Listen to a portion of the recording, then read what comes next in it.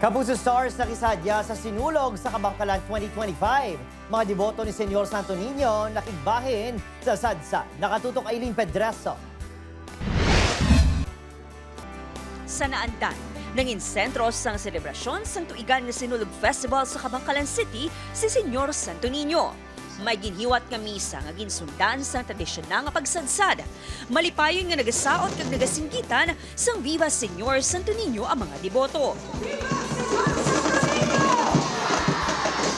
Initan na ang panamaan sang opisyal nga pagbukas sang 49 sinulog sa Kabangkalan.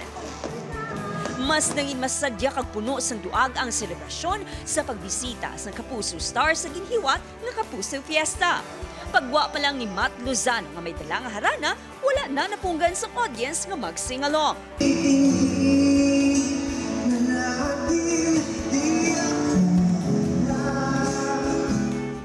Nag-shine naman ang kaanyag ni Kapuso actress Beauty Gonzalez nga ginsulit ang bonding sa fans.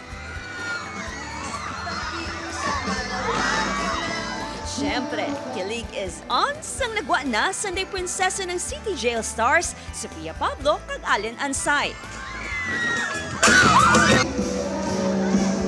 Sobrang masaya ako at maraming salamat po sa pag-imbita sa akin ulit dito. Happy Sinulog!